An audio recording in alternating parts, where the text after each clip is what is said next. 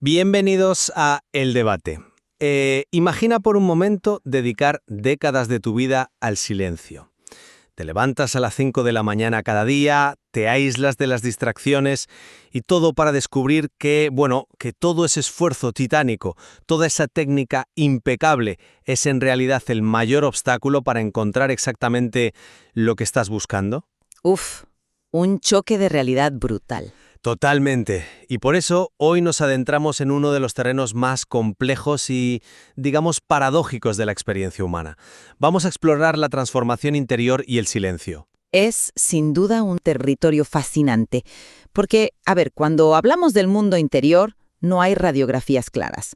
No es como arreglar un motor donde sigues un manual y ¡pam!, todo encaja. Ya, claro. Aquí estamos hablando de cómo el ser humano se relaciona con lo absoluto y, en última instancia, de cómo sobrevive a sí mismo. Y justo ahí es donde surge la fricción intelectual que vertebra nuestro espacio de diálogo de hoy. La pregunta central que vamos a desgranar es esta. ¿Reside la esencia de la verdadera transformación espiritual en el abandono pasivo, en soltar el control y simplemente recibir? O si, por el contrario, requiere inevitablemente de una disciplina activa, un método estructurado y un combate interior constante. Exacto. Yo me posiciono claramente. Argumento que la verdadera oración es fundamentalmente una respuesta pasiva, un dejarse amar, donde la técnica debe desaparecer por completo para que algo genuino actúe en nuestra propia pobreza. Y yo sostengo que el deseo espiritual sin un cauce férreamente estructurado simplemente se diluye. Por lo que defiendo que este camino requiere una disciplina innegociable, un discernimiento activo y un combate constante contra la dispersión. Bueno, para establecer mi perspectiva de forma sólida, quiero ir a la raíz de la experiencia contemplativa clásica. Hay un principio en los textos que lo atraviesa todo. Antes de orar, déjate amar. Sí, es una frase muy conocida. Y es vital entenderla, fíjate. La búsqueda interior no es, de entrada, una iniciativa humana. No es un proyecto de ingeniería personal que tú diseñas y ejecutas en tu cabeza. Claro, nadie niega la primacía de esa iniciativa exterior. Pero piensa en las implicaciones prácticas de eso. Si la iniciativa no es tuya, entonces intentar controlar el proceso con métodos rígidos es un autoengaño profundo. Hablamos a menudo de buscar el silencio como si fuera una habilidad que puedes perfeccionar. Como aprender un idioma. Exacto, como aprender a jugar al tenis o algo así. Pero la tradición más pura nos dice que el silencio real consiste en presentarte con tu confusión, con tu agotamiento y simplemente rendirte. Mira el ejemplo clásico de Getsemaní. La cumbre de esa experiencia no es una acción heroica, es un abandono total, un no se haga mi voluntad. O la figura de Charles de Foucault, cuya máxima entera se reduce a me pongo en tus manos. Es esa ausencia total de técnica lo que realmente transforma al individuo. Esa idea de la desnudez de la voluntad suena maravillosamente poética. Y te entiendo, de verdad. Pero choca de frente con la cruda realidad de la psicología humana. ¿Por qué lo dices? Porque aceptar que hay una iniciativa divina o trascendente no invalida en absoluto la necesidad de poner nosotros el andamiaje. La gracia, la inspiración, o como quieras llamarlo, necesita una estructura donde operar. San Benito de Nurcia, allá por el siglo VI, entendió algo sobre la naturaleza humana que hoy los neurólogos confirman el 100%. El deseo necesita un cauce. Vale, pero ¿a qué te referías exactamente con un cauce en este contexto? Me refiero a una regla de vida innegociable. Tiempos, espacios y ritmos cerrados. Si tú dejas la búsqueda de la profundidad a la espontaneidad del dejarse amar, ¿qué ocurre un martes cualquiera a las 10 de la mañana en la oficina? Bueno, que tienes reuniones. Exacto. Que lo esencial queda sepultado por lo urgente. El cerebro humano está diseñado para ahorrar energía y buscar dopamina rápida. Sin un esfuerzo disciplinado para acotar un tiempo específico, esa pasividad de la que hablas se convierte pura y simplemente en negligencia. Te dejas llevar por la inercia del mundo, no por ninguna fuerza espiritual. Hombre, yo no estoy abogando por tirarse en el sofá a ver la televisión y llamarlo contemplación. Eso sería absurdo. Ya, pero la línea es fina. Sí, pero creo que nos estamos saltando un paso crucial en la evolución de la conciencia. Mencionas la disciplina. Y es cierto que la tradición monástica dedica volúmenes enteros a métodos como la Lectio Divina, ese proceso tan estructurado de leer, meditar, orar y contemplar. Que es fundamental. Pero los grandes místicos, como San Juan de la Cruz, te dicen explícitamente que llega un punto de inflexión, un momento donde toda técnica se vuelve no solo insuficiente, sino directamente estorbosa. ¿Estorbosa? No te compro esa idea. El método es lo que ancla la atención. Sin esos pasos estructurados de la meditación, la mente humana simplemente divaga. Déjame explicarlo con una analogía muy concreta. Construir todos esos métodos rígidos y reglas de vida es como montar un andamiaje complejísimo para intentar darle un abrazo a alguien que está en un balcón. Vale. Al principio necesitas el andamio. Te ayuda a subir peldaño a peldaño. Pero llega un punto en el que estás cara a cara.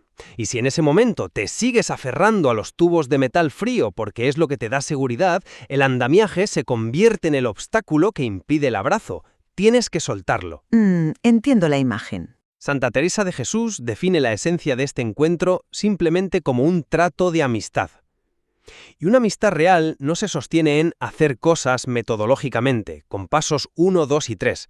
Se sostiene en estar. Es pura presencia. El problema de esa analogía del andamio es que asume que una vez que llegas arriba, la gravedad desaparece. No desaparece, pero... Pero la gravedad de nuestras distracciones y de nuestro propio ego es constante. Y sobre lo del trato de amistad, plantear el silencio como sentarse a tomar un café con un amigo ignora la brutalidad del combate interior. Piensa en los padres del desierto y su concepto de los logismoi. Los pensamientos intrusivos. Exacto. Pero no son simples distracciones de ¡ay, qué mosca pasa! Los logismoi son anzuelos psicológicos. Hoy en día no necesitamos irnos al desierto de Egipto para entenderlo. Basta con intentar estar en silencio 5 minutos en tu habitación. Sí, te asalta de todo. De repente te viene la ansiedad por un correo no respondido, una conversación incómoda de ayer, el impulso irracional de mirar el móvil.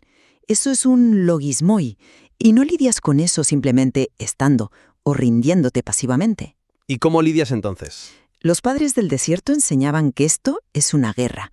Requiere lo que llamaban nepsis, una vigilancia armada y activa de la mente para cortar ese pensamiento antes de que te arrastre.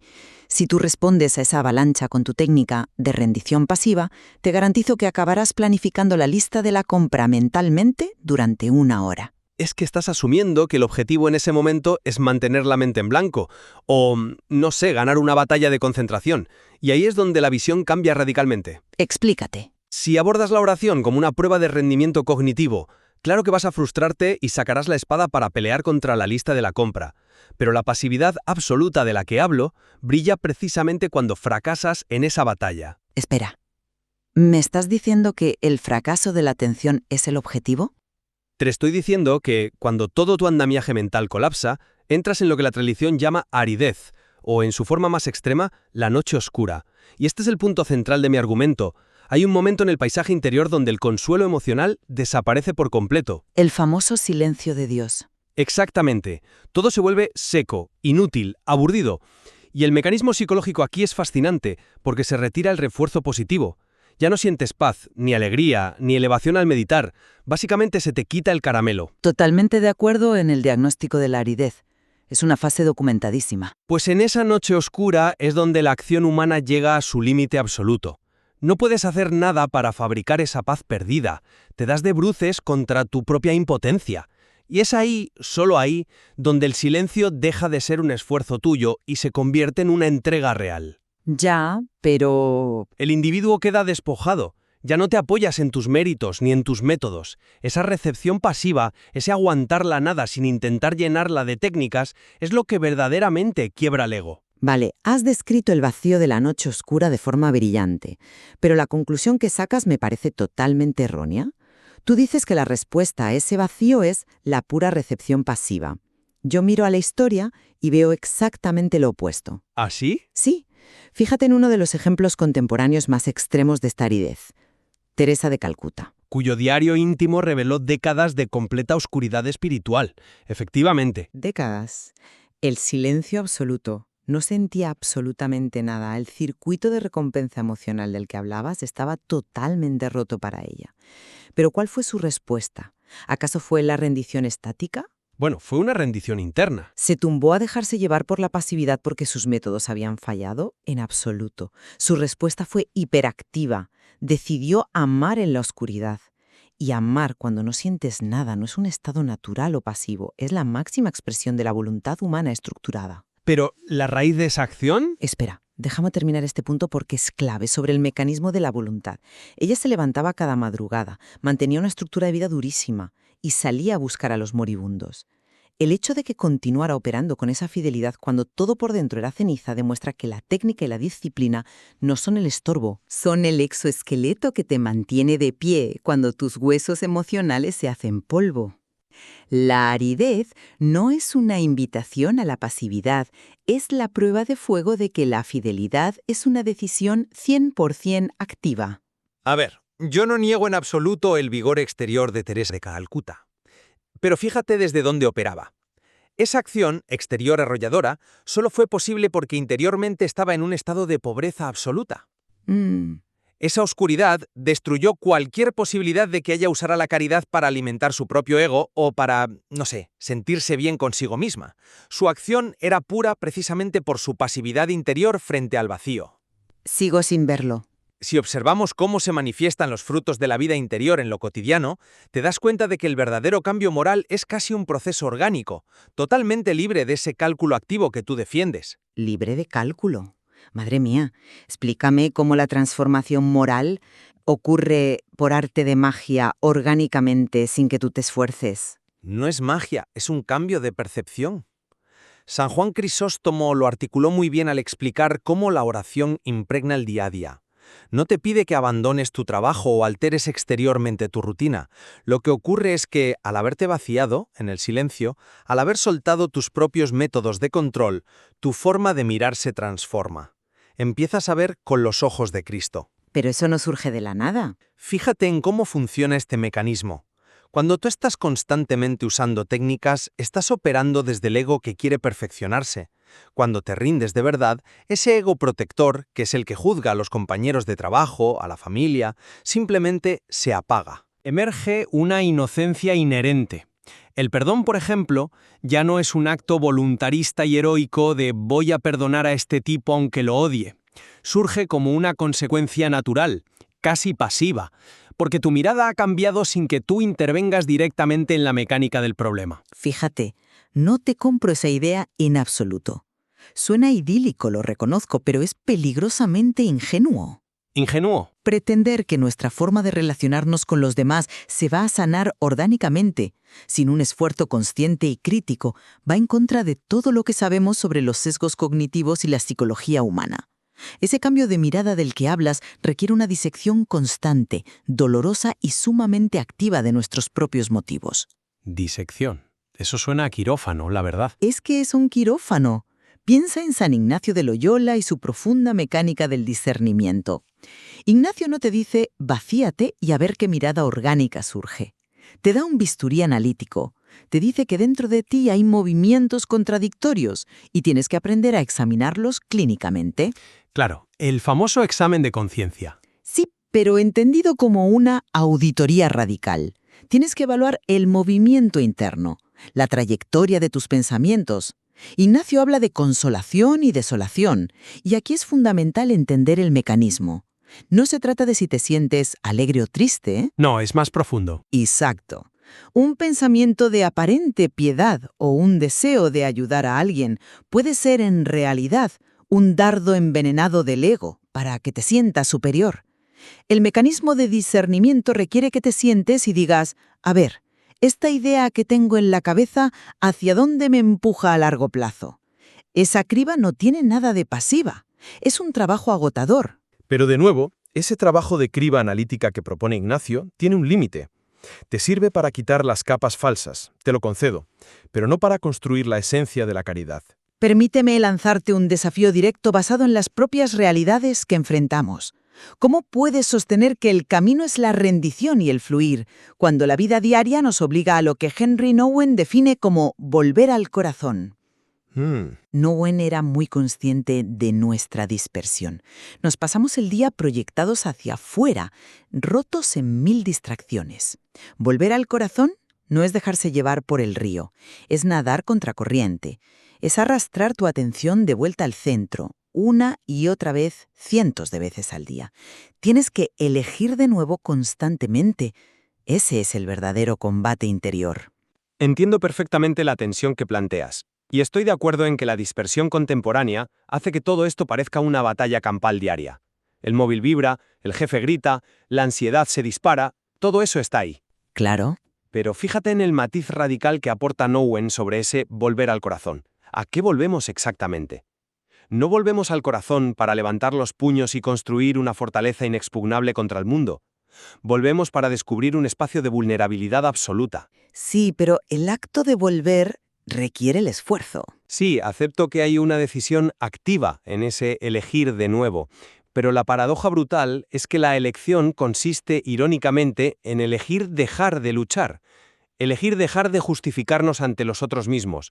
El combate del que hablas se convierte en una resistencia contra nuestras propias barreras defensivas. Ya veo por dónde vas. Sigo manteniendo que en su verdadera cumbre este proceso exige capitular.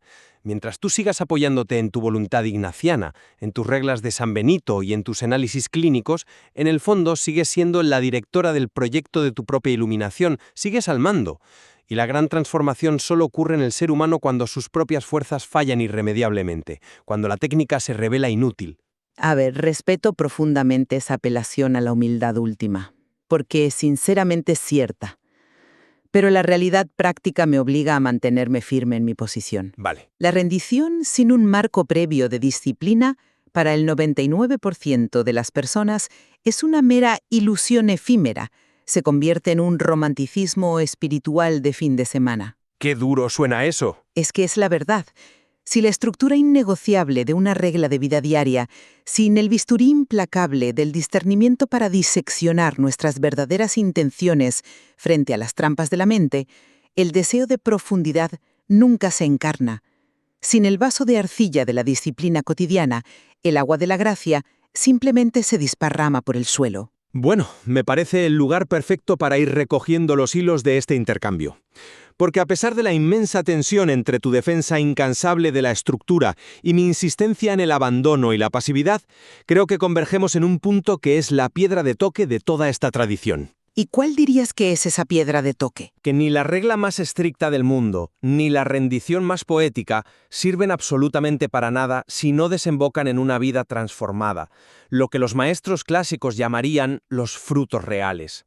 La autenticidad de lo que pasa en el silencio se mide pura y duramente en la realidad. Estamos absolutamente de acuerdo en eso. La prueba del algodón del silencio no ocurre mientras estás con los ojos cerrados meditando. Ocurre en cómo respondes a la persona que te interrumpe bruscamente apenas sales de la habitación. Exacto. Es la caridad concreta. Todo lo que hemos discutido hoy apunta que la vida interior no es un refugio zen para escapar de las fricciones de la realidad, ni una burbuja de autoayuda. Es un campo de entrenamiento para adquirir la capacidad de enfrentar el sufrimiento y la alegría del mundo con una verdad absoluta. Y tal vez ahí reside la gran paradoja que hace que estos temas sean inagotables. Esa extraña e incómoda realidad de que necesitamos construir andamios complejísimos, forzar la voluntad y mantener una disciplina férrea a lo largo de los años, a lo largo de las décadas, precisamente para adquirir la madurez necesaria que nos permita un día abandonar todo control y saltar al vacío. Es una tensión que no se puede y no se debe resolver con respuestas fáciles o fórmulas mágicas. Es un recorrido a lo largo de toda una vida y va a exigir a partes iguales el sudor de las manos en el timón y el coraje aterrador de soltarlo por completo. Totalmente. Al principio de este espacio hablábamos de la claridad nítida de una radiografía médica frente al paisaje turbio del alma humana. Quizá el error consista en buscar esa línea blanca divisoria, intentando acotar exactamente dónde termina el esfuerzo del hombre y dónde comienza lo divino. Así es. Dejamos a quienes nos escuchan con esta invitación. Adéntrense ustedes mismos en los textos y experiencias de estos maestros. Analicen su propio paisaje interior para descubrir en carne propia cómo conviven el peso abrumador de nuestra disciplina y la inmensa ligereza de la gracia.